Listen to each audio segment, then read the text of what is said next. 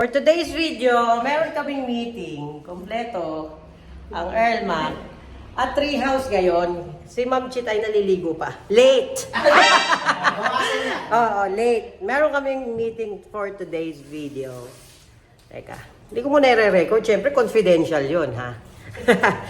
At ayan na nga, natapos na ang meeting natin for today. Okay, isang Zoom meeting, isang personal. Andyan lang yung office sa Gedli. Kaya magsimula na tayong mag-vlog. Let's go!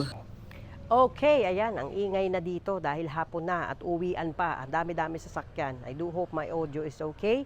But for today's video, pag-usapan natin yung co-ownership offer o program na karaniwang kumakalat ngayon sa internet.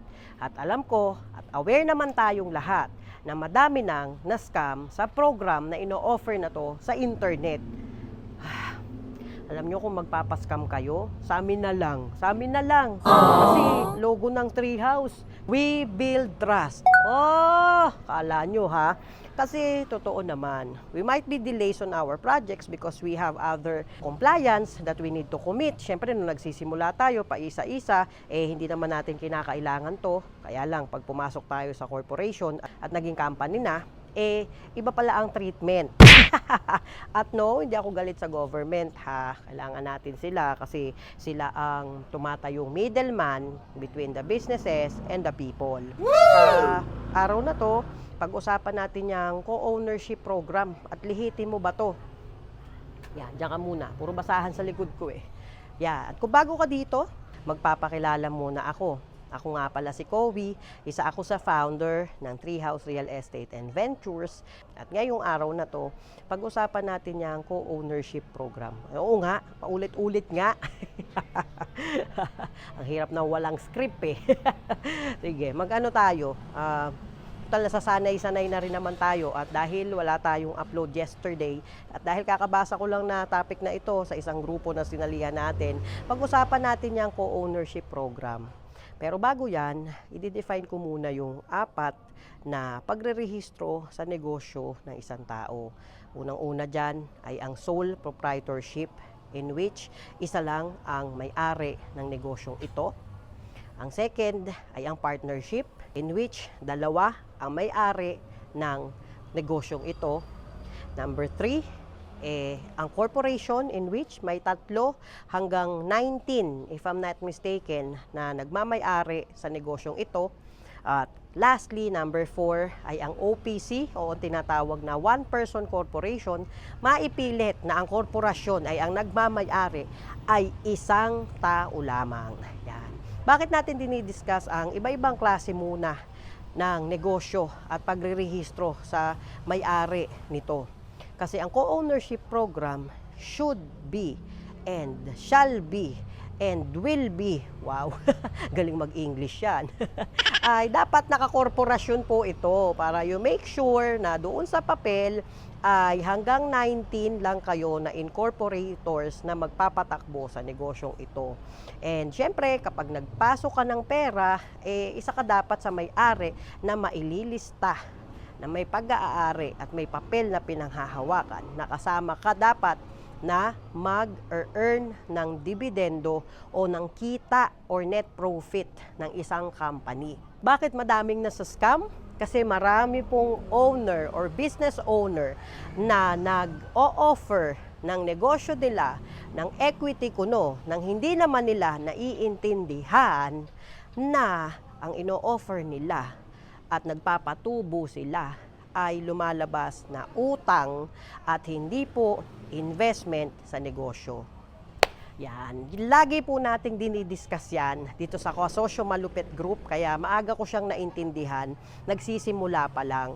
Kaya ngayon, kada negosyo na papasukin ko, ang unang advice ko din agad, madami pong nag-o-offer na ang sinasabi po ay form ng investment yung ipapasok na pera. But in reality,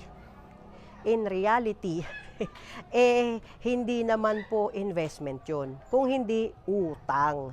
Meron ko ba naman? Paano kung nasabing utang? Kasi di ba kadalasan ang utang, kahit na legit yan or sa bangko, ay meron niyang nakaantabay or nag-aabang na tubo.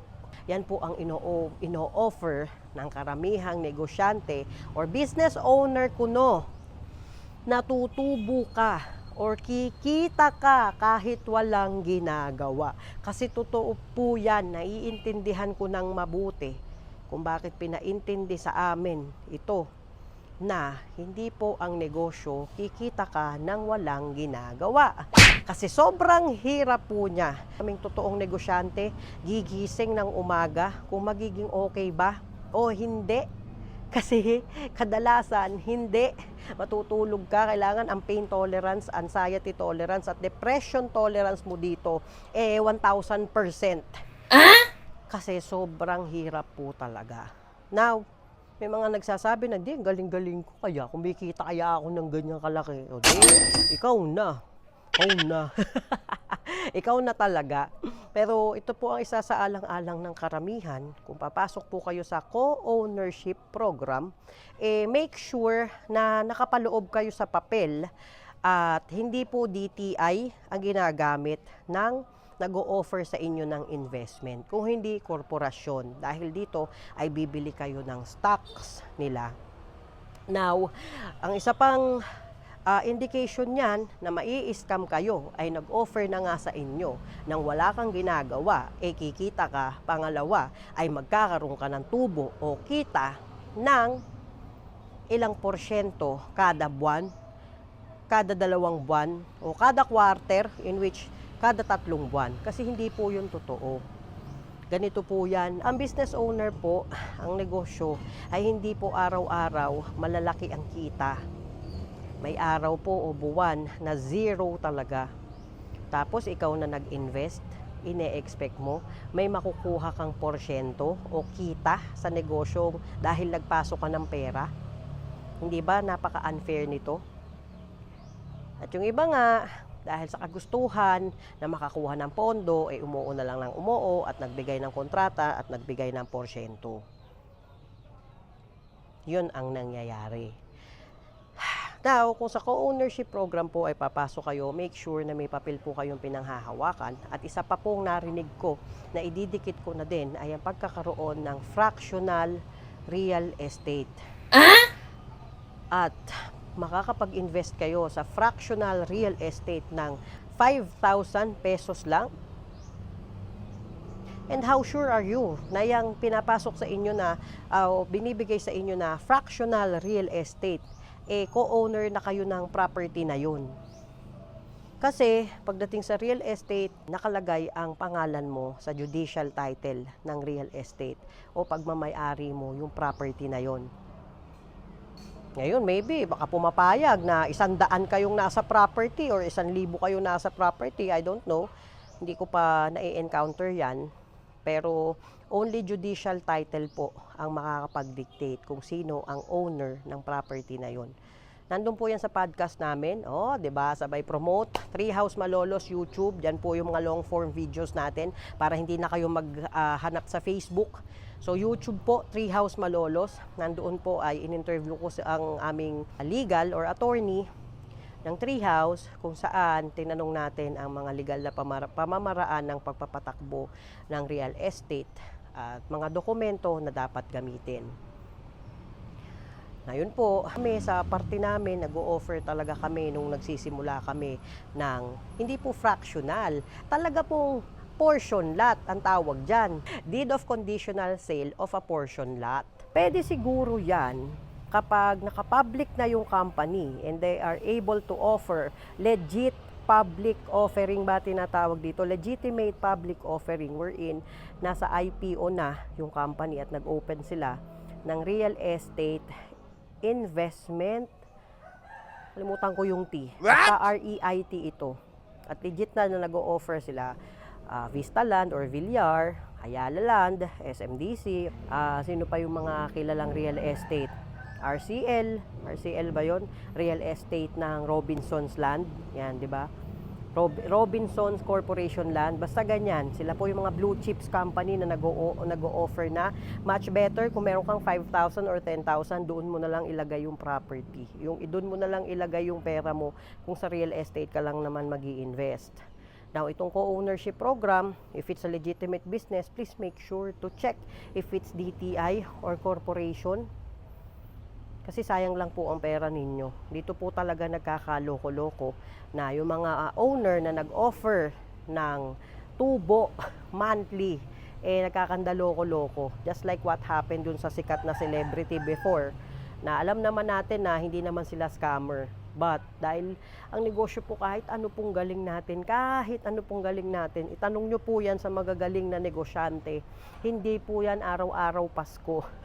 Kahit kagaling natin magbenta, nauolats pa rin tayo. Dahil madaming factor, maraming nagbukas, price war. Tulad kami, hindi kami nagbebenta ngayon simply because we needed to have our compliance and permits fixed first.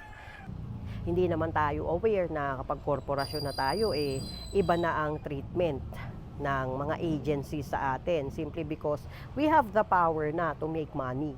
Ito po ay pawang mga opinion ko lamang at pwede naman kayong mag-research sa amin at ako'y nag-share lang ng araw-araw kong mga natututunan kasi ako as I go along, hindi naman ako perfect na negosyante agad. Everyday, lagi lang po tayo nagdadasal na sana okay. Sana po may mga taong makaintindi, haplusin ni Lord ang mga puso ng mga taong nagagalit na kasi medyo matagal ang turnover natin ngayon. Dahil nga po sa mga compliance na kailangan nating ayusin or tapusin at matagal din po talaga lumabas ang mga judicial title. So ayan, nag-e-explain na. Doon ko talaga yan. Yun talaga patutunguhan nito. At kung nanonood naman nga po kayo, thank you so much. I'll promise that 2025 will be our year. Maraming salamat sa pasensya po ninyo, sa mga sumusuporta po sa Treehouse Real Estate and Ventures, especially sa mga taong nakasama namin at unang-unang mga nagtiwala. Talagang sobrang thank you po. Even sa mga seller natin, naku, Diyos ko.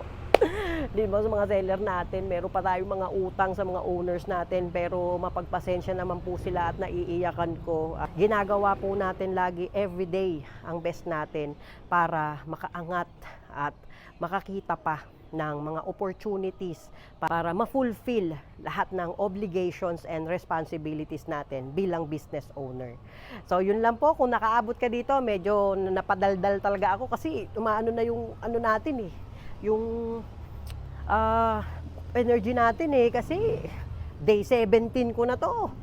Day 17 ko na.